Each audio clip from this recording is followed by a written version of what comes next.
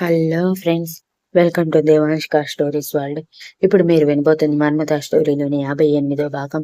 అదేంటి వీక్షు అలా అడిగావు? నేను సిద్ధుని ప్రేమించాను. అంత ఈజీగా ఎలా వదిలేసుకోగలను చెప్పు? తన కోసమే నన్ను నేను ఈ పరిస్థితికి తెచ్చుకున్నాను అంటూ తనని తాను చూపిస్తూ చెప్పి, అటువంటిది సిద్ధుని అంత ఈజీగా వదిలేయలేను అని రోషిని పళ్ళు బిగించి అంటుంటే, కానీ రోషిని ఆల్రెడీ వాడు తన భార్యను కూడా ప్రపంచానికి లైవ్ లో చూపించేశాడు. ఇప్పుడు ఏ రకంగా నువ్వు వాడి జీవితంలోకి వెళ్ళినా సరే నిన్నందరూ ఎక్స్ట్రాగా చూస్తారే తప్ప నువ్వు వాడిని ప్రేమించావు కాబట్టి వాడి జీవితంలోకి వెళ్ళావని చూడరు. ఇక వాడు అంత గట్టిగా తన భార్యని మాత్రమే తన జీవితంలో స్థానం ఉందని చెప్పిన వాడు నిన్ను ఏ రకంగా తన జీవితంలోకి రాణిస్తాడు? ఒక్కసారి ఆలోచించు. వాడి గురించి తెలిసిన వాడిగా చెప్తున్నాను. అనవసరంగా నీ లైఫ్ ని రిస్క్ చేసుకోకు. ప్రశాంతంగా నీ జీవితం నువ్వు చూసుకో అని అంటే, అదేంటి వీక్షు అలా అంటావు? ఎన్ని సంవత్సరాల ప్రేమ మాది. వాడంటే పిచ్చి, నాకు పిచ్చి. ఎంత పిచ్చి అంటే చెప్పలేను అని అంటే, నిజం చెప్పు రోషిని, అంత పిచ్చి ఉన్నదానివి కాలేజ్ టైంలో కూడా వాడు వెనక తిరుగుతూ ప్రేమించామని చెప్పలేదు. కేవలం ఫ్రెండ్స్ అని కూడా అన్నావు నాతో ఎన్నోసార్లు. మరి ఇప్పుడు సడన్ గా ఇంత పిచ్చి ఎలా వచ్చేసింది అని అడిగాడు వీక్షిత్ కళ్ళు చిన్నవి చేసి. బికాజ్ రోషిని వాళ్ళతో పాటు చదువుకున్న టైం నుంచి సిద్ధు మీద స్పెషల్ ఇంట్రెస్ట్ ఏమీ చూపించింది లేదు. కేవలం వీక్షిత్ తో ఎలా ఉందో సిద్ధుతో కూడా అలానే ఉంది. కానీ సడన్ గా లాస్ట్ ఇయర్ కి వచ్చేసరికి నువ్వంటే నాకు ఇష్టం పిచ్చి అంటూ సిద్ధు వెనక పడటం మొదలు పెట్టింది. అతను వెనకే ఇండియా వచ్చింది. అతని వెనకే తిరుగుతూ చివరికి రిలేషన్షిప్ స్టార్ట్ చేసింది. వీక్షిత్ కళ్ళల్లో అనుమానం చూసి, అప్పుడు నాకేం అనిపించలేదు వీక్షు. కానీ లాస్ట్ ఇయర్ కి వచ్చేసరికి మీరు నాకు దూరం అయిపోతారు అనిపించగానే సిద్ధు మీద నా ట్రూ ఫీలింగ్స్ నాకు అర్థమైపోయాయి. వాడు దూరంగా ఉంటే భరించలేకపోయాను. అందుకే అందుకే వాడు వెనక వచ్చేశాను అని ఎమోషనల్ గా చెప్పగానే అబ్బా అన్నట్టు చూశాడు వీక్షిత్. ఆల్రెడీ తన మాటల్లో సిద్ధు అంటే ఏదో కోపం ఉంది అయిపోవటంతో. కానీ రోషిని తన వైపు చూసేలోపు ఫేస్ ఎక్స్ప్రెషన్ మార్చింది. కానీ రోషిని, నువ్వు ఇంత ప్రయత్నం చేసినా వాడు నిన్ను యాక్సెప్ట్ చేస్తాడని నాకు అనిపించటం లేదు. అనవసరంగా ఎందుకు అందరి దృష్టిలో చీప్ అవ్వటం? వాడి బ్రతికేదో వాడిని బ్రతకనివ్వు. ఆడపిల్ల కన్నీరు ఎప్పటికీ మంచిది కాదు అంటారు కదా. సో వాడు ఖచ్చితంగా బాధపడతాడు. వదిలే, వాడి పాపాను వాడే పోతాడు అని చిరాకుగా మొహం పెట్టి అన్నాడు కావాలని. వదల్లేను విషయం, వదల్లేను. వదిలేదాన్నే అయితే పట్టుకోను కదా. నాకు సిద్ధు కావాలి అంతే, మరొక మాట లేదు అని అన్న రోషిని, ఈ విషయంలో నువ్వు నన్ను డ్రాప్ అవ్వమని చెప్పకు. అసలైతే నువ్వు నన్ను ఎంకరేజ్ చేయాలి. ఇంకా వాడిని నా వైపు లాక్కుంటే నీ కోపం కూడా తీరుతుంది. వాడు కోరుకున్న అమ్మాయి వాడితో ఉండదు కాబట్టి వాడు బాధపడతాడు అని. కానీ నువ్వేంటి ఇలా నాకు రివర్స్ అవుతున్నావు అని అంటే, చెప్పా కదా రోషిని, ఆడపిల్ల కన్నీరు అంత మంచిది కాదు అని. అటువైపు ఉంది కూడా ఆడపిల్లే, అందుకే అని చెప్పి చక్కగా తప్పించుకున్న వీక్షిత్, సరే నేను వెళ్ళి అతను వంట ఎలా చేస్తున్నాడో చూస్తాను అంటూ బయటికి వెళ్లేసరికి సిద్ధు సోఫాలో కూర్చొని కనిపించాడు. అతని ఎదురుగా నర్స్ భయంతో వణికిపోతూ కనిపించింది. Vikshith Roshini room door close చేసి సిద్ధు దగ్గరికి వచ్చి, ఏమైంది అని అడిగితే, పాపని కిడ్నాప్ చేస్తున్నప్పుడు ఈ పిల్ల చూసింది. వాడిని కిడ్నాప్ చేస్తున్నప్పుడు ఈ పిల్ల చూసింది, అందుకే భయపడుతుంది అని యాటిట్యూడ్ చూపిస్తూ, ఎవరితో అయినా చెప్తావా అని కళ్ళెగరేస్తే ఆ అమ్మాయి సిద్ధు కళ్ళల్లో కోపం చూసి, నో నో అంటూ తల అంటంగా ఊపి, నేను ఇప్పుడే వెళ్ళిపోతాను సార్. నా బదులు మరో నర్సుని పంపిస్తాను. ఈ రహస్యం నా గొంతులో నుంచి బయటికి రాదు. నన్ను వదిలేయండి సార్ ప్లీజ్, పిల్లలు భర్త ఉన్నదాన్ని అని చేతులు జోడించటంతో, గుడ్, ఇది బాగుంది. సో వెళ్ళిపో. ఇక్కడి నుంచి మంచి నర్సుని పంపించాల్సిన అవసరం లోపల ఉన్న అమ్మాయిని ఏదో అలా అలా చూసే అమ్మాయిని పంపిస్తే చాలు. చెప్తున్నది అర్థమైంది కదా అని అంటే, హా అర్థమైంది సార్. అన్‌ప్రొఫెషనల్ నర్స్‌ని పంపిస్తాను. మీరు టెన్షన్ పడకండి అని చెప్పి పరుగున వెళ్ళిపోగానే, వీక్షిత్ వాడిని తప్పించేశావా? ఎప్పుడు? అని అడిగితే, జస్ట్ 5 మినిట్స్ అవుతుంది. వాడి దగ్గరికి వెళ్దామా? ఇంతకీ అది ఏం మాట్లాడుతుంది? నా మీద ఎందుకు దానికంత కోపం? అలా ఎందుకు మాట్లాడిందంట? అని అడిగాడు.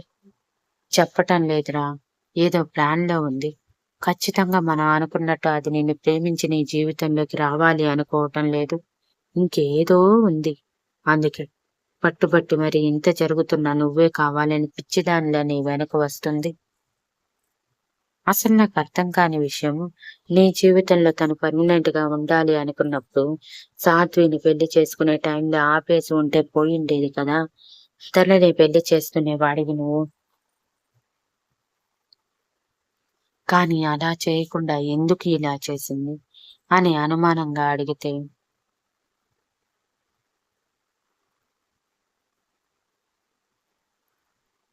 సిద్ధు భుజాలు ఎగరేసి, ఏమో! అది నాకు కూడా తెలియదు.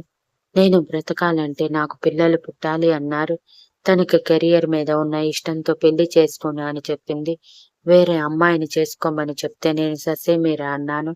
ఆలోపు నాని వాళ్ళు నన్ను ఒప్పించి పెళ్లి చేశారు. తెలుసు కదా నీకు? అని అంటే, "హాహా! తెలుసు. మొత్తం విన్నాను కదా!" అదే నాకు అర్థం కానిది. తను ఖచ్చితంగా నీ మీద లైఫ్ ప్రేమతోనైతే నీ జీవితంలో ఉండాలి అనుకోవటం లేదు. ఇంకేదో కోరుకుంటుంది. అదేంటో మనం తెలుసుకోవాలి. ముందైతే వాడి సంగతి తేల్చేద్దాం పద. అసలు వాడెవడు? ఎందుకు సాధ్వి వెనక పడుతున్నాడో తెలిస్తే ఈ పిల్లని నెక్స్ట్ మడత పెట్టేయొచ్చు అని అంటే, సరే పద అంటూ వీక్షిత్‌తో కలిసి వెళ్ళాడు సిద్ధు. అది ఒక చిన్న ఫార్మ్ హౌస్. జస్ట్ రిలాక్సేషన్ కోసం మాత్రమే అక్కడికి వస్తాడు సిద్ధు ఎప్పుడైనా. ఆ ఫార్మ్ హౌస్‌లోనే దాచిపెట్టాడు అతన్ని. లోపలికి రావటమే సెక్యూరిటీని వెళ్ళిపోమని చెప్పాడు. సెక్యూరిటీ అయినా సరే సాత్వి కోసం ఆఫీస్‌కి వెళ్ళిపోయారు. ఇక సిద్ధు వీక్షిత్ లోపలికి వెళ్ళేసరికి అతను ఆల్రెడీ కుర్చీలో పడేయటం తన వలన గింజుకుంటూ ఉన్నాడు. నోటికి కూడా ప్లాస్టర్ వేసి ఉండటంతో మాట్లాడలేకపోతున్నాడు. ఇంకా మొహానికి మాస్క్ మాత్రం తీయలేదు. సిద్ధు చెప్పటం వలన. లోపలికి వచ్చిన సిద్ధుని వీక్షిత్‌ని చూసి అతని కళ్ళు పెద్దవి చేసి మనసులో, దొరికిపోయానా? కానీ ఎలా? అంత పగడబందీగా ప్లాన్ చేసుకున్నాను. కానీ కదా! నా గురించి తెలియకూడదని వీళ్ళకి ఎలా తెలిసింది? కనీసం ఫోన్ కూడా ట్రాక్ చేయలేదు. ఫోన్ నంబర్స్ కూడా చూడలేదు. అయినా సరే ఎలా కనిపెట్టారు నన్ను? అంటే ప్లాన్డ్‌గా ముందు నన్ను అక్కడికి రప్పించారా?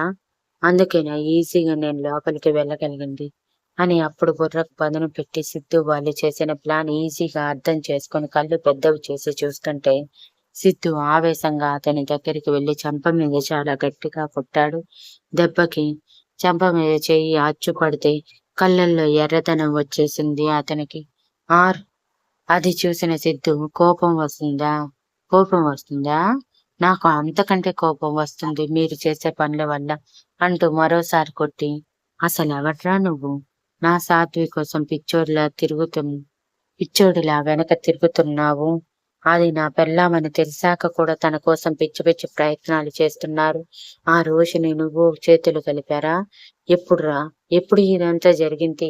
అని కోపంగా అడుగుతూ మొహానికి ఉన్న మాస్క్ లాగేశాడు. లాగేయగానే అతన్ని సిద్ధు ఆశ్చర్యపోయాడు. నువ్వా అంటూ. వీక్షిత్ అప్పటికి పళ్ళు నూరుతూ ఉన్నవాడు. సిద్ధు నువ్వా అనగానే, వీడు నీకు తెలుసా సిద్ధు? అని అడిగాడు. సిద్ధు పళ్ళు కొరుకుతూ, వీడు సాధ్వి ఇంతకు ముందు వర్క్ చేసిన కంపెనీ ఓనర్ అని అనగానే, వీక్షిత్ కళ్ళు పెద్దవి చేసి చూస్తుంటే అతను పళ్ళు కొరుకుతూ ఏదో ఒక ప్రమాదానికి అడ్డం అన్నట్టు "హ్మ్. హ్మ్. హ్మ్." అని అంటుంటే, ముందు ఆ ప్లాస్టర్ పీకరా అని అనగానే ఫోర్స్‌గా పీకాడు సిద్ధు నొప్పి వచ్చేలా. దెబ్బకి అమ్మా అని అరిచిన అతను తన పెదవుల మీద చేయి పెట్టుకోవటానికి కూడా లేక, ఎందుకురా నన్ను హింసిస్తున్నారు?